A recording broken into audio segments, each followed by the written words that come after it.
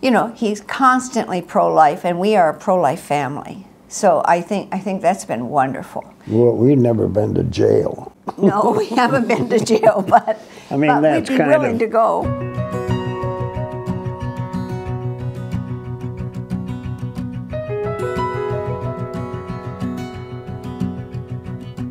You know, I was teaching in a Catholic school when I was pregnant with Drew. Then I looked up at the clock and I realized I was having labor pains every 5 minutes, and I'm only 5 months pregnant. The doctor came in to see me, and he said, you know, it's very important that you terminate this pregnancy because you're carrying a deformed fetus. I said, you know what?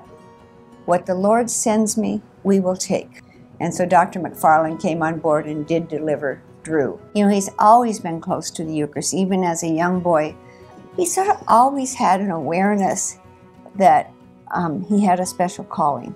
Bishop Cozzens and I were in school together here at Benedictine College. When he was a student here, was one of the co-founders of Ravens Respect Life. And he helped really catapult that organization to a national level. He was really a mentor for me. He was an example because he knew what his parents had gone through. He was driven by the Spirit to promote and to save life, because he was here only because his mother had saved his life. Thank you for responding to the Lord's call. You know, Bishop Cozzens was a fellow who naturally sort of drew people around him because his own love for the Lord and his natural leadership and affability, he was able just to kind of articulate that there's more and sort of inspire people to want to pursue them more. So whether that be early morning holy hours, whether that be pro-life activities, that there's just such this kind of energy and zeal for the more and the greater. I feel so privileged to have been able to work with Bishop Cozzens very closely when he was the auxiliary here in St. Paul in Minneapolis, and then now as a brother bishop in the state of Minnesota. He has unbounding energy. Bishop Cozzens was always trying to figure out how it is that we could best share the light of Christ, and most especially in his teaching and in his preaching, and by his really fine example. I think his witness, his example really had an impact here. He's got just a greatness of soul about him, you know, this largeness of heart, but he was encouraging of all. His love for others, his love for God, and all of that had an impact here in the Archdiocese, but for many souls individually too. Yeah, Bishop Cozzens, what struck me about him most was his care and fidelity. He brings light to a room. And it starts so much with his smile and the way that he really kind of looks intently at those that he's ministering to. You know, those daily occurrences of experiencing that myself and seeing that in our Catholic schools. It brought a lot of light into a very difficult period of time for us here in the Archdiocese of St. Paul, Minneapolis. I met Bishop Cozzens when he was a single man. He came in 1991 to serve as a net missionary. He's certainly been a light with Net Ministries in terms of helping us form and guide our vision for the future. He's a man who, first of all, loves Christ, and he loves people. If I had to pick one word, it'd be love. I first met Bishop Cozzens. I approached him just with a simple email, reaching out saying that I was a victim of clergy abuse.